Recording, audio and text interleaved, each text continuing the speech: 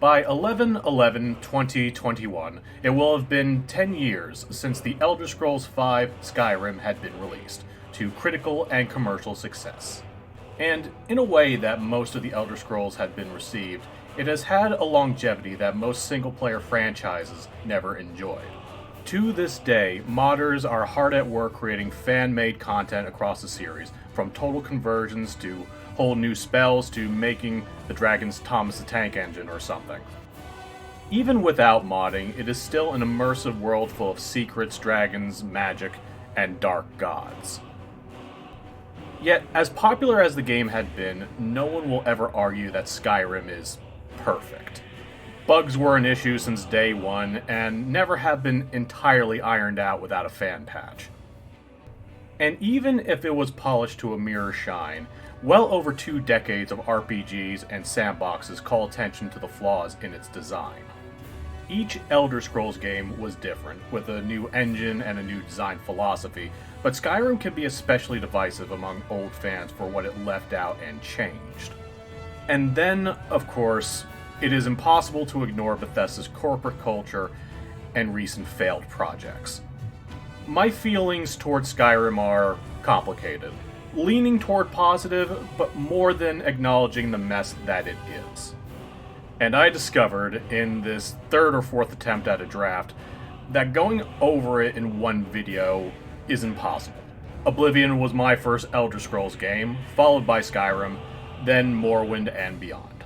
And all of them I had played through or sampled in recent years. With fresh eyes on the series, I decided to start a small 5-video series exploring each of the main Elder Scrolls games and seeing where Skyrim stands amidst its predecessors. The truth of the matter is that each game is a mixed bag. So let's open up the first one. The Elder Scrolls Arena was released in 1994, during a time when first-person games like Doom and Ultima Underworld were slowly carving out the possibilities of 3D gaming. From the get-go, you have a character creation, choice of most of the mainstay races, and classes that are more the traditional Dungeons & Dragons system than the skill-focused direction of later games. Like most games in the series, you are a prisoner in a dungeon where you try out the character, praying that you distributed your points correctly before going out into the greater world. For the only time during these 5 games, you have access to every province in Tamriel. A rather minimized version of each province, admittedly, but they're here. Your task is to collect the pieces of the Staff of Chaos and defeat the evil Jaggertharn, a battle mage who has trapped Emperor Uriel Septim into a plane of oblivion and taken over the Empire. And you do this by following clues, meeting with royalty, and gaining access to the various dungeons holding each piece. There are no guilds to join. You buy spells from the Mages Guild, but that's it. There are small side quests that involve rescuing people or taking something to a nearby store, and then you have an opportunity to receive one of the many artifacts in the game. But the main quest is the only big quest line, and where most of the content revolves around. There are no Daedric princes yet, and there are names of locations that would be misnomers as the series went on. But this kind of weirdness is what makes this game compelling, and not just in gameplay and lore. Fantasy in general had a different feel back then. The Lord of the Rings films would set a new standard 7 years later, influencing most RPGs that came out afterward, like Dragon Age and Skyrim. Okay, I'll put it this way. When I think of fantasy in this era, I imagine a young adventurer in a green tunic in a forest coming across a hooded wizard in his hut, and in a bit of a whimsical tone. When I think of fantasy post-Lord of the Rings, on the other hand, I think of big prologues, ridiculous Blizzard-style armor, epic battles galore, and a lot of self-seriousness.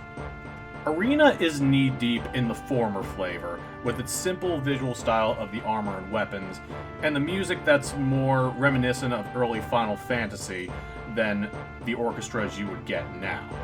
It is a simple game in its narrative and gameplay, but it is appealing and interesting in the same way the original Legend of Zelda is. A glimpse into not only the roots of the Elder Scrolls, but into the fantasy spirit of the time. Why do you choose to align against me, when it is obvious that I will destroy you? It feels like collecting the pieces of the Triforce again, despite its different approach to that pattern. So there are a lot of things that would not be introduced until later games. But what Arena has works, if a bit unpolished like that damn jump button, and is engaging enough to make me look forward to the next part. There is something about a game that has very few frills, like Demon Souls or the original Doom, that I find more fun than fancy finishing moves or super attacks. It is a blunt game, where you're either prepared or dead, and it forces you to think of the obstacles logically. Speaking of blunt games that want you dead, next time we will look at Daggerfall, where many of its staples truly began.